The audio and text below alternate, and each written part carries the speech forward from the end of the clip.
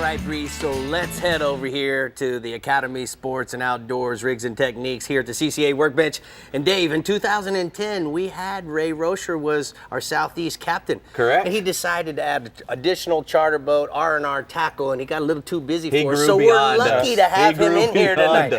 But that's for Jimbo. You got an improvement. No. So Ray, I want to say it's such a great honor to have you here because I know sword fishing in the daytime is something you love to do. At nighttime, I know a lot of people who have caught them with you. So let's just get right into it. Well, the most interesting thing about nighttime fishing is you can fish more rods. Daytime's kind of one or two baits, kind of a patience game. Nighttime fishing, we'll fish generally 3 balloons. Our furthest balloon might be 300 or 400 yards away from the boat, kind of shallower lead, and then stage it down deeper lead. Might be 50 to 100 feet on our number 1, 200 feet or so on the number 2, and 400 feet on our number 3, and then maybe 1 or 2 tip rods. But like you say, kite fishing, fish as many rods as you can comfortably fish and have fun. Right. So, if you really have a great team working on it, we might fish 5. The idea is to fish shallower depths at night, and the most important thing to remember is the brighter the night, the deeper the bite. Got it. So we'll have, I've got a live bait hook here, typically 6-7 feet to a wind-on leader. We use like a 25-foot wind-on for the nighttime fishing with a mono top shot braid base. Now that bait, whether it's live or dead, would be about 80 feet from the lead. And then that's where the long leader, because it's almost like long lining. That distance of the leader from the bait to the hook is what gives that fish time to eat before he comes tight on the lead or the rod. Tell me the optimum conditions, day or night. What do you want? Calm. Calm. And I like light east wind. Light east wind. Because remember, whether you're daytime or nighttime fishing, you got a bait, a lead, a balloon or a rod tip. And if it's nighttime fishing, then a rod tip. So you got all these angles. A lot of stuff going on. A lot of stuff going on. And a lot of times that bite is very subtle.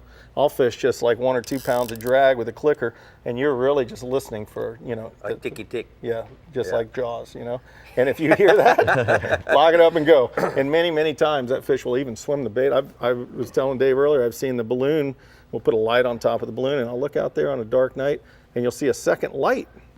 It's the swordfish dragging the light that's near your hook right up to the surface. And a lot of It's really good when they come up for you instead of staying down. All right, so Ray, let's get into the rig itself. Okay. Well, nighttime fishing, like I said, you could bridle a live bait on the circle hook. You can use, a tuna hook with a dead bait like you might see here. It's kind of like you're just catfishing at nighttime, isn't it? You're soaking a big bait underneath a balloon afloat. Yep. And at different depths. The idea for the distance away from the boat is coverage. I mean, that's how a long line works.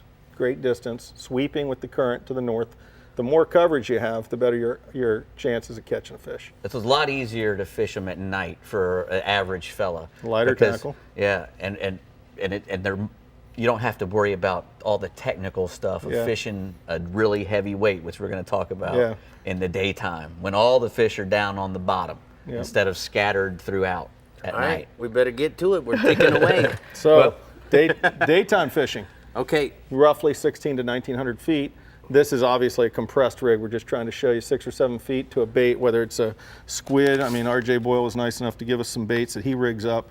Bonita bellies, squid, 6-7 feet to that bait.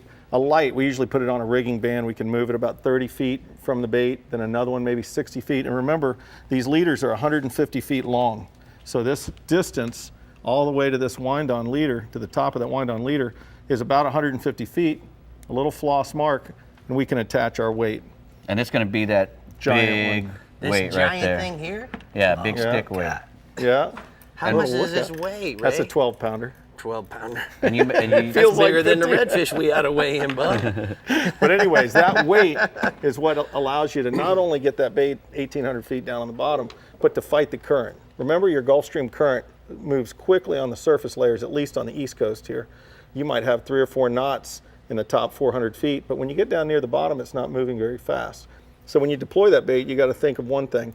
Put the bait in the orientation that it's going to be on the bottom, which means you actually drop the bait going north. Because once the bait's on the bottom, the boat's still going north, the bait's not really moving. So you're dragging it slowly to the north. Once that bait gets halfway down, you circle the boat back to the south and you chase that line. Try to fish straight up and down. What's the mistake that we often make? Fishing too close to the bottom. fishing too close to the bottom. Snag bottom with 80-pound test at 1,800 feet. And all that with that stuff. big weight. Not only is it expensive, it's really hard to break the line, and we don't want to leave the gear on the bottom. So Right. hit bottom, come up 150 feet. Last year I tried to do one of these, and I want you to know, I know that dumb guy who hung on the bottom a couple times, didn't we, Dave? Yeah, you tried to convince me Oh, that that's him, Dave. I was Fight on him. the bottom, and I wasn't on the bottom, and I knew immediately. I was going, I haven't done a lot of this, but I'm on the bottom. And he goes, no, you're not. It's a big fish. And I'm going, well, it's the biggest fish in the world because I've just hooked the world. And that was when I went with you when we did a Marlin University down there with you guys, and it just freaked me out how technical this really is. And I wouldn't even attempt it unless I had somebody going out there with me, because there's a lot of gear, it's a lot of money that's going down. When you drop all that stuff down there, and it's hard. It's not an easy thing to do. The nighttime thing, anybody could do it. Anybody could go out there and blow up a balloon and fish under it. But this is a little more difficult. There's a So lot of Ray, good does R&R Tackle sell those leaders? We do, yeah, the wind-ons. One of these is RJ's, then these are ours. You can buy most of the baits. There's a lot of information online that you can dig into all this deeper. So. All right, guys, so if you need leaders, call my buddy Ray. Tell him that you want the Rick Murphy discount. That doesn't mean it's going to be free, but maybe he'll give you a discount if you catch him on the right day. Ray, thank you so much for coming in. Yeah, it's pleasure. an honor to be standing next to you brother. again. And Dave, Yep. you're stealing money again. Exactly. You didn't have to do anything. Ray did. You guys his have job good for friends. Bree. When you- Come on. When you finally get that fish on, the surface and up to the boat, it's very rewarding because of how technical and how much goes into it. So it's very exciting if you can go do it.